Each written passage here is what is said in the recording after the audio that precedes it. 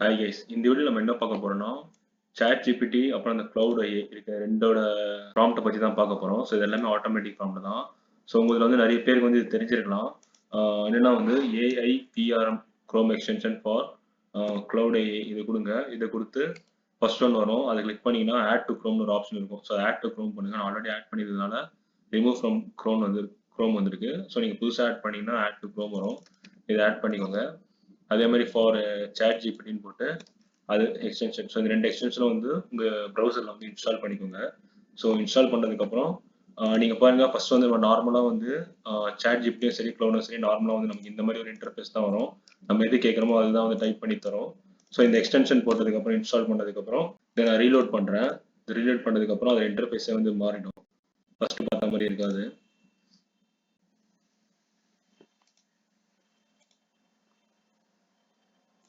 So இங்கே பாருங்கள், ரெண்டுமே வந்து எக்ஸ்டென்ஷன் வந்து மாறிடுச்சு. ஸோ இன்டர்ஃபேஸ் வந்து மாறிடுச்சு அந்த எக்ஸ்டென்ஷனால. ஸோ நீங்களே செக் பண்ணி பாருங்கள். இதெல்லாம் நம்ம உட்காந்து டைப் பண்ணணும்னு அவசியம் இல்லை. ஸோ இதுலேயே வந்துடும். அது பாருங்கள், human written article 100% unique SEO optimize article. So இதை கிளிக் பண்ணி நீங்கள் என்ன மாதிரி டைட்டில் வேணும்னு கேட்குறீங்களோ அது மாதிரி கொடுத்துரும். ஸோ இங்கே பாருங்கள், உங்களுக்கே வந்து நிறைய விஷயம் டிஃப்ரெண்ட்டாக காமிச்சிருக்கோம். இதை நீங்கள் வந்து செலக்ட் பண்ணிக்கலாம். ஸோ டாபிக் பார்த்தீங்கன்னா இவ்வளோ ஆப்ஷன்ஸ் கொடுத்துருப்பாங்க. ஸோ காப்பி ரைட்டிங் உங்களுக்கு என்ன மாதிரி வேணும், ஸ்கிரிப்ட் ரைட்டிங்கா, ஸ்போர்ட்ஸ் ரைட்டிங்கா, சப்ஜெக்ட் லைன்ஸ் எல்லாமே உங்களுக்கு வந்துடும்.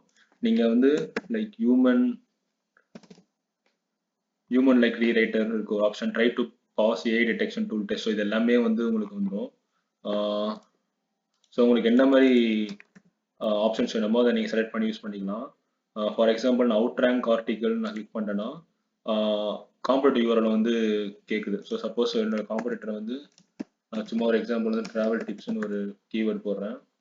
அதில் ஃபஸ்ட்டு லிங்க் எடுத்து காப்பி பண்ணி இந்த லிங்க் கேட்குற இடத்துல நான் கொடுத்தேன்னா ஸோ அதுவே பார்த்தீங்கன்னா அந்த லிங்கை பேஸ் பண்ணி நமக்கு வந்து ரெஸ்பான்ஸ் வந்து ஒரு பிளாக் போஸ்ட்டாக எழுதி கொடுக்கும்.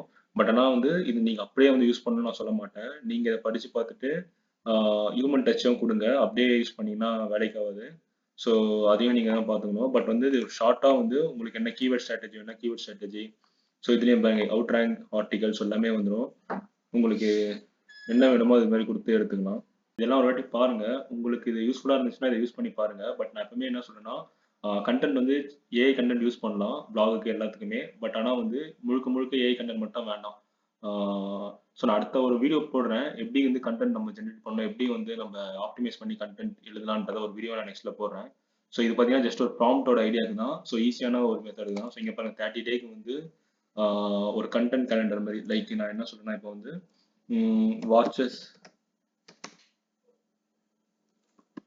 அஃபோர்டபுள் வாட்சஸ் நான் போடுறேன் ஒரு எக்ஸாம்பிளுக்கு. ஸோ அஃபோர்டபுள்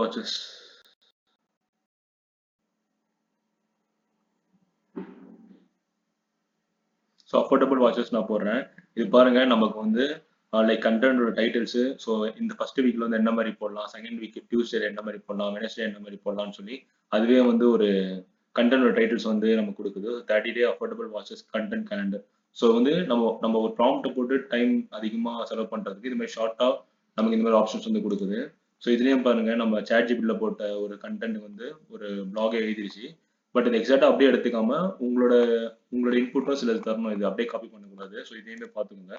ஸோ சப்போஸ் உங்களுக்கு வந்து இதை யூஸ் பண்ணி இல்லை வந்து உங்களுக்கு வந்து ரிமூவ் பண்ணணும், இது வேண்டாம், இந்த இப்போ நீங்கள் நியூ சேட் கொடுத்தீங்கன்னா கூட ஆட்டோமேட்டிக்காக உங்களுக்கு இது மாதிரி வந்து நின்றுடும். ஸோ சப்போஸ் உங்களுக்கு இது வேண்டாம் அப்படின்னு நீங்கள் ரிமூவ் பண்ணணும் அப்படின்னு இருந்துச்சுன்னா ஒன்றும் இல்லைங்க, மேலே இங்கே இருக்க இந்த பாக்ஸை கிளிக் பண்ணிங்கன்னா மேனேஜ் எக்ஸ்டென்ஷன் வரும். மேனேஜ் எக்ஸ்டென்ஷனில் பார்த்தீங்கன்னா இதை டிசேபிளும் பண்ணலாம், இல்லைனா ரிமூவும் பண்ணலாம். ஸோ ரிமூவ் பண்ணிங்கன்னா க்ரோமில் வந்து ரிமூவ் ஆகிடும்.